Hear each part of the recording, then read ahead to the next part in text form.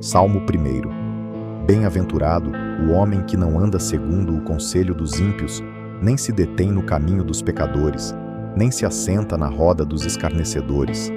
Antes tem o seu prazer na lei do Senhor, e na sua lei medita de dia e de noite.